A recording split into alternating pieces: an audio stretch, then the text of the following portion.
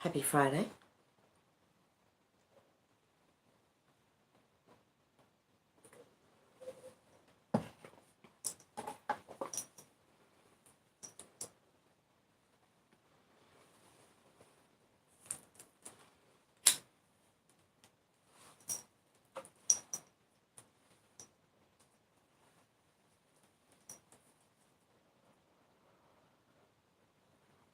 I'll just hang about a bit till I see we've got a few. Never know your luck in a big city. But the main reason I've jumped on is to thank everyone who has been subscribing and watching, and to announce I now have memberships on the channel.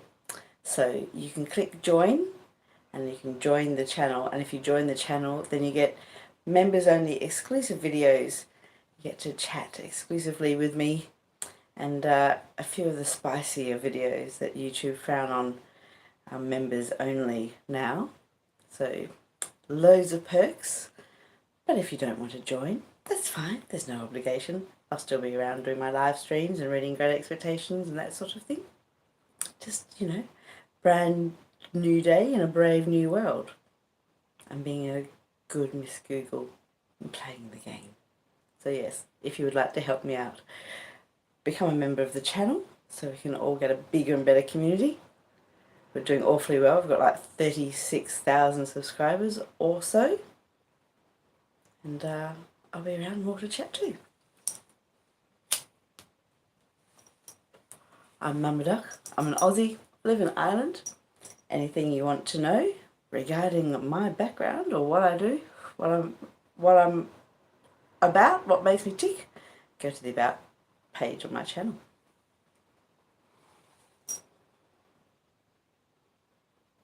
Ethan M. Welcome. Welcome, Ethan M. Thank you so much. Mwah. Ethan M. You get a jiggle for that. I need a sound effect, don't I? Junior Dawkins. What a splendid chap you are. Here we go, we get another jiggle. I need to get like a sound effect. Maybe like Genie. Or in I Dream of Genie, or Bewitched. Like... There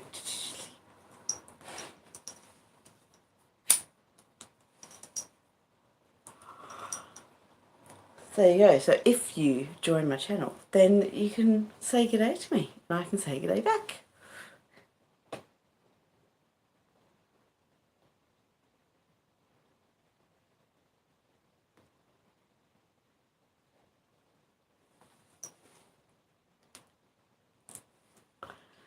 So there we are. I'm just on to say hi. I thought I'll see what's kicking around. I might read some Great Expectations in a while. I might not.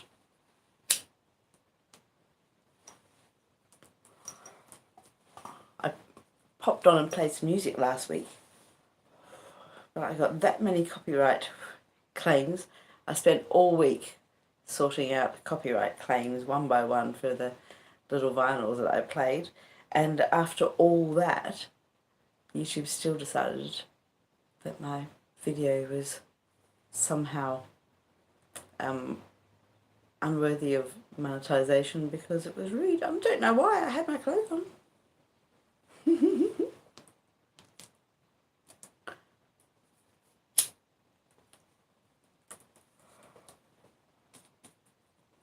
Right.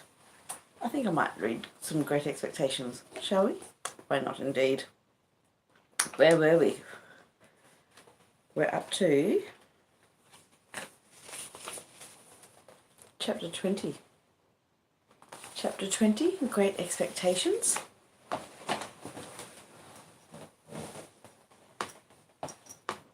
Here we go. Now, shall I summarise? I shall. So far in Great Expectations, we have encountered our hero Philip Pirrip, known as Pip. He has been raised by his sister and her husband, the blacksmith, Mr. and Mrs. Joe Gargery. He has encountered some extraordinarily eccentric local characters, including Miss Havisham, who sits around lamenting the day she was jilted on her wedding day and has not moved on, so she's sort of stuck in her own little time warp in a rotting bridal outfit amidst a rotting bridal breakfast. And Pip has also made an acquaintance of an escaped convict who escaped from the hulks on the marshes, where they used to keep the poor wretches before transportation to Australia or while waiting for court, that sort of thing. And now he has come into some money as a result of a mysterious benefactor, and he's to go up to London to be made a gentleman and be educated, and he's not sure who's paying for it, but he assumes it is Miss Havisham. And Miss Havisham also has an eccentric sort of person in her household called Estella, who's quite terse. Do let me say hello in the chat. Who have we got?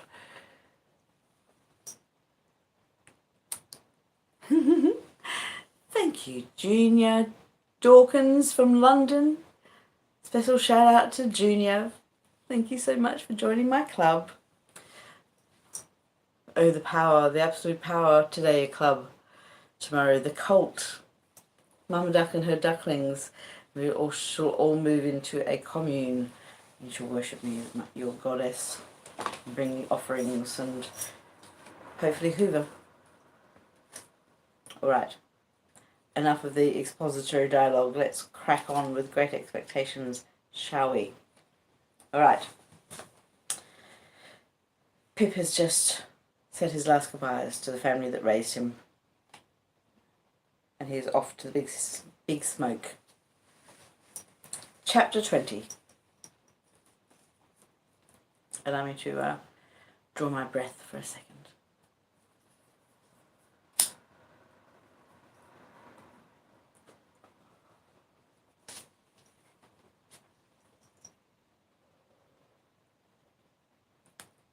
Chapter XX 20. The journey from our town to the metropolis was a journey of about 5 hours.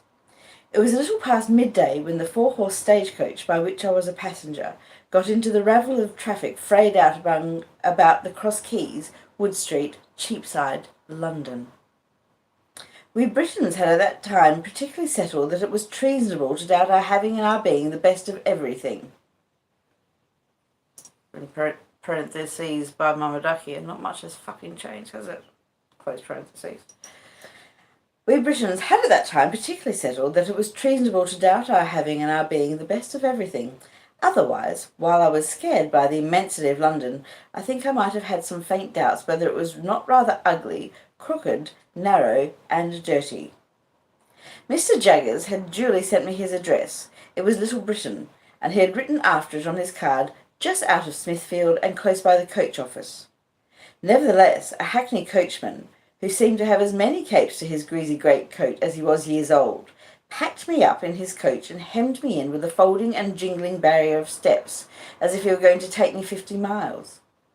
His getting on his box, which I remember to have been decorated with an old weather-stained pea-green hammercloth, moth-eaten into rags, was quite a work of time. It was a wonderful equipage, with 6 great coronets outside and ragger things behind, for I don't know how many footmen to hold on by, and a harrow below them to prevent amateur footmen from yielding to the temptation. I had scarcely had time to enjoy the coach and to think how like a straw yard it was, and yet how like a rag shop, and to wonder why the horses' nosebags were kept inside, when I observed the coachman beginning to get down, as if we were going to stop presently. And stop we presently did, in a gloomy street, at certain offices with an open door, whereon was painted, Mr. Jaggers. "How much?" I asked the coachman. The coachman answered, "1 shilling, unless you wish to make it more." I naturally said I had no wish to make it more. "Then it must be 1 shilling," observed the coachman. "I don't want to get into trouble. I know him." He darkly closed an eye at Mr. Jaggers's name and shook his head. When he had got his shilling, and had in course of time completed the ascent to his box, and had got away, which appeared to relieve his mind, I went into the front office with my little portmanteau in my hand and asked, "Was Mr. Jaggers at home?" "He is not," returned the clerk. "He is in court at present. Am I addressing Mr. Pip?"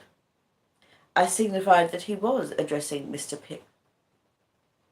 Mr. Jaggers left word would you wait in his room. He couldn't say how long he might be, having a case on, but it stands to reason, his time being valuable, that he won't be longer than he can help.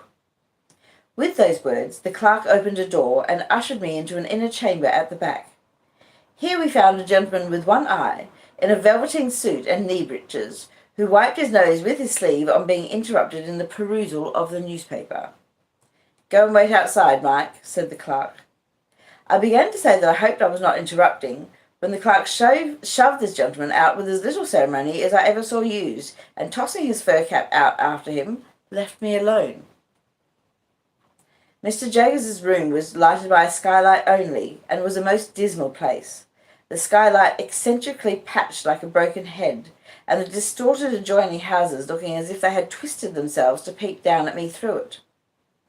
There were not so many papers about as I should have expected to see, and there were some odd objects about that I should not have expected to see, such as an old rusty pistol, a sword in a scabbard, several strange-looking boxes and packages, and two dreadful casts on a shelf, of faces peculiarly swollen and twitchy about the nose. Mr. Jaggers's own high-backed chair was of deadly black horsehair, with rows of brass nails round it like a coffin, and I fancied I could see how he leaned back in it and bit his forefinger at the clients. The room was but small, and the clients seemed to have had a habit of backing up against the wall, especially opposite to Mr. Jaggers's chair, being greasy with shoulders. I recalled, too, that the one-eyed gentleman had shuffled forth against the wall when I was the innocent cause of his being turned out. I sat down in the clientele chair placed over against Mr. Jaggers's chair, and became fascinated by the dismal atmosphere of the place. I called to mind that the clerk had the same air of knowing something to everybody else's disadvantage as his master had. I wondered how many other clerks there were upstairs, and whether they all claimed to have the same detrimental mastery of their fellow creatures. I wondered what was the history of all the odd litter about the room and how it came there. I wondered whether the two swollen faces were of Mr. Jaggers's family, and, if he was so unfortunate as to have had such a pair of ill-looking relations, why he stuck them on that dusty perch for the blacksome flies to settle on, instead of giving them a place at home. Of course, I had no experience of a London summer day, and my spirits may have been oppressed by that hot, exhausted air, and by the dust and grit that lay thick on everything.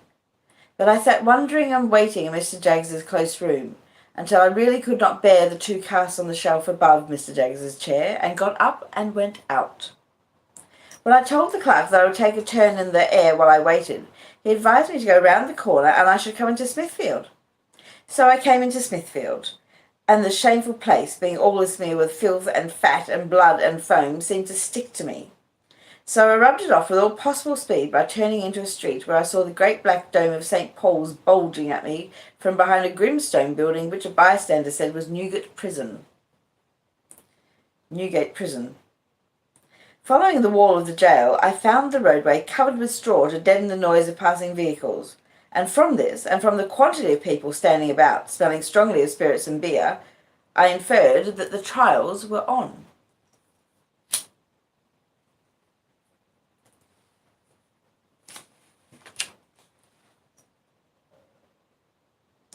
While I looked about me here, an exceedingly dirty and partially drunk Minister of Justice asked me if I would like to step in and hear a trial or so, informing me that he could give me a front place for £5, whence I should command a full view of the Lord Chief Justice in his wig and robes, mentioning that awful personage like waxwork, and presently offering him at the reduced price of 18p.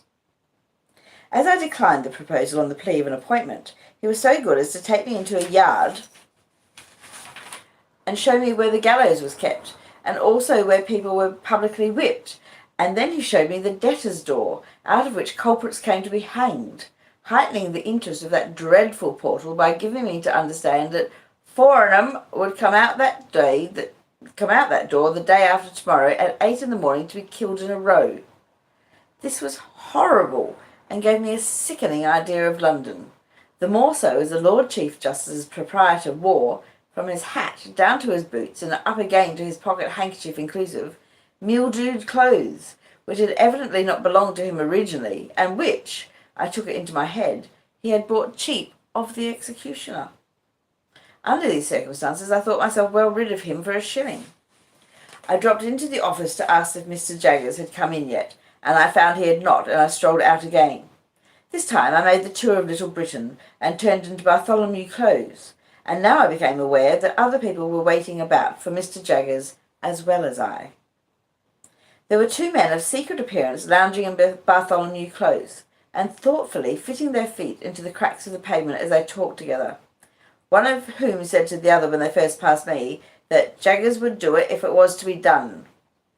There was a knot of 3 men and 2 women standing at a corner, and one of the women was crying on her dirty shawl, and the other comforted her by saying, as she pulled her own shawl over her shoulders, "Jaggers is for Amelia, and what more could you have?" There was a red-eyed little Jew who came into the close while I was loitering there, in company with a second little Jew whom he sent upon an errand, and while the messenger was gone, I remarked this Jew, who was of an highly excitable temperament, performing a jig of anxiety under a lamp-post, and accompanying himself in a kind of frenzy with the words, "Oh, Jaggers, Jaggers, Jaggers, all other is cagmaggers, give me Jaggers." These testimonies to the popularity of my guardian made a deep impression on me, and I admired and wondered more than ever. At length, as I was looking out at the iron gate of Bartholomew Close into Little Britain, I saw Mr. Jaggers coming across the road towards me. All the others who were waiting saw him at the same time, and there was quite a rush at him. Mr. Jaggers, putting a hand on my shoulder and walking me on at his side without saying anything to me, addressed himself to his followers. First, he took the 2 secret men. "Now I have nothing to say to you," said Mr. Jaggers, throwing his finger at them. "I want to know no more than I know. As to the result, it's a toss-up. I told you from the first it was a toss-up. Have you paid Wemmick?" "We made the money up this morning, sir," said one of the men submissively, while the other perused Mr. Jaggers's face. "I don't ask you when you made it up or where, or whether you made it up at all. Has Wemmick got it?" "Yes, sir," said both the men together. "Very well, then you may go." "Now I won't have it," said Mr. Jaggers, waving his hand at them to put them behind him. "If you say a word to me, I'll throw up the case." "We thought, Mr. Jaggers," one of the men began, pulling off his hat. "That's what I told you not to do," said Mr. Jaggers. "You thought. I think for you. That's enough for you. If I want you, I know where to find you. I don't want you to find me. Now I won't have it. I won't hear a word." The 2 men looked at one another as Mr. Jaggers waved them behind again, and humbly fell back, and were heard no more. "And now you," said Mr. Jaggers, suddenly stopping and turning on the 2 women with the shawls, from whom the 3 men had meekly separated. "Oh, Amelia, is it?" "Yes, Mr. Jaggers." "And do you remember," retorted Mr. Jaggers, "that but for me you wouldn't be here and couldn't be here?" "Oh, yes, sir," exclaimed both women together. "Lord bless you, sir, well we knows that." "Then why," said Mr. Jaggers, "do you come here?" "My bill, sir," the crying woman pleaded. "Now I tell you what," said Mr. Jaggers, "once for all.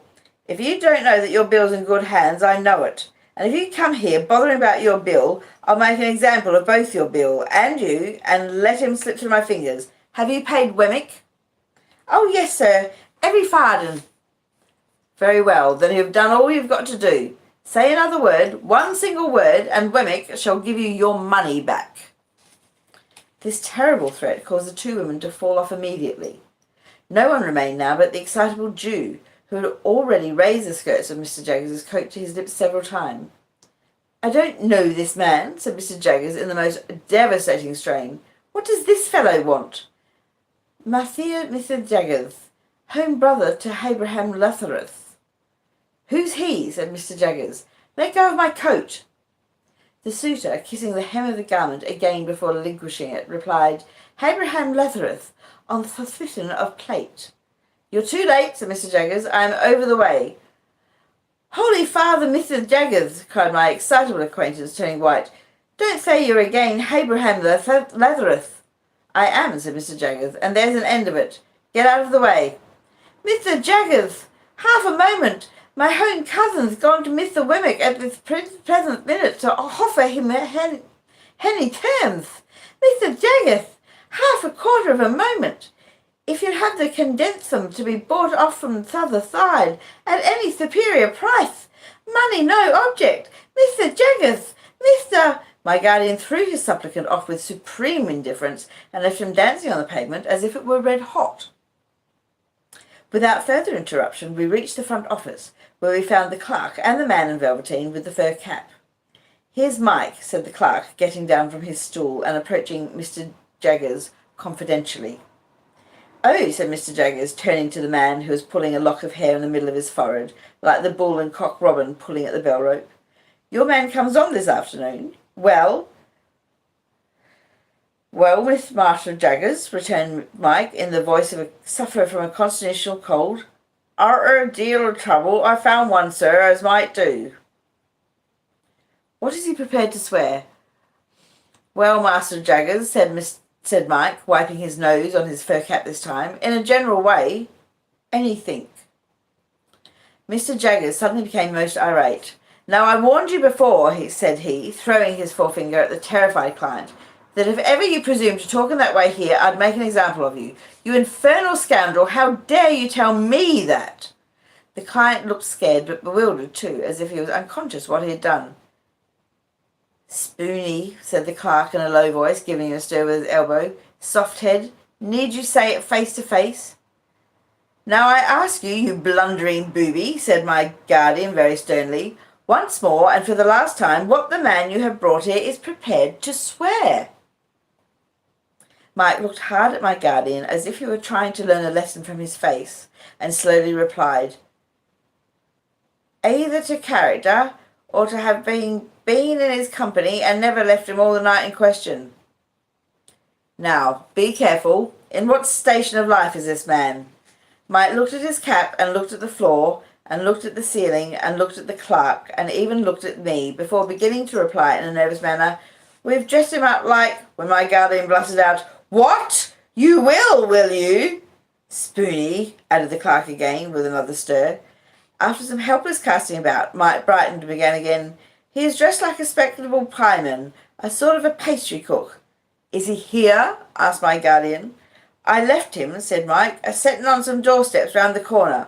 Take him past that window and let me see him." The window indicated was the office window. We all three went to it, behind the wire blind, and presently saw the client go by in an accidental manner with a murderous-looking tall individual in a short suit of white linen and a paper cap. This guileless confectioner was not by any means sober, and had a black eye in the green stage of recovery, which was painted over. "Tell him to take his witness away directly," said my guardian to the clerk in extreme disgust, "and ask him what he means by bringing such a fellow as that."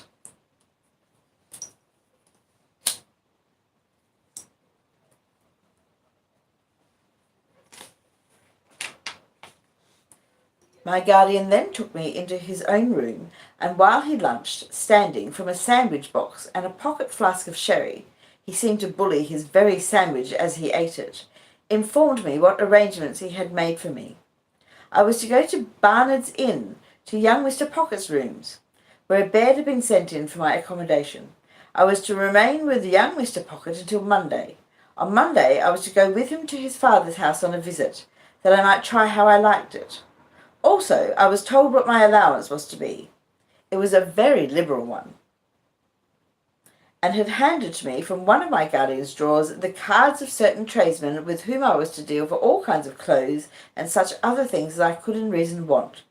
"You will find your credit good, Mr. Pip," said my guardian, whose flask of sherry smelt like a whole caskful as he hastily refreshed himself. "But I shall by this means be able to check your bills, and to pull you up if I find you outrunning the constable. Of course you'll go wrong somehow, but that's no fault of mine." After I had pondered a little over this encouraging sentiment, I asked Mr. Jaggers if I could send for a coach. He said it was not worth while, I was so near my destination. Wemmick should walk round with me, if I pleased. I then found that Wemmick was the clerk in the next room. Another clerk was rung down from upstairs to take his place while he was out, and I accompanied him into the street after shaking hands with my guardian. We found a new set of people lingering outside, but Wemmick made a way among them by saying coolly yet decisively, "I tell you it's no use, he won't have a word to say to one of you," and we soon got clear of them and went on, side by side. And that was chapter 20. The Great Expectations by that great literary giant Charles Dickens, who had unfortunate views on people who of the Hebraic persuasion, shall we say. But it was of its time. Well, there we go. Thanks for watching, chaps. I shall leave this stream up when I go. However, if you would like to see some streams that are a little bit racier, then do consider becoming a member of my channel. There's loads of perks. For like, if you just get Irish coffee level, then you can message me privately and watch exclusive videos and all that sort of bizzo. Otherwise, thanks for coming by. There's no obligation to do anything except just hang out. The more the merrier, and everybody is welcome. Oh.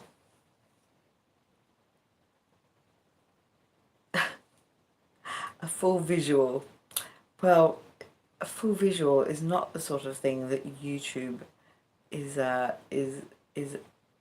very encouraging about.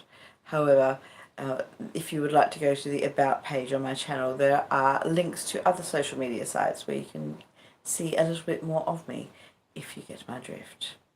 Right, thank you, chaps. Thank you everyone for subscribing. Thank you especially those who have joined my channel today. Junior, for example, and let me see, Junior and Ethan. Junior and Ethan M. Thank you so much for joining. And you can message me anytime. Okay? Now, I will say adieu, adieu to you and you and you. I will see you when you've got nothing on. I will be around.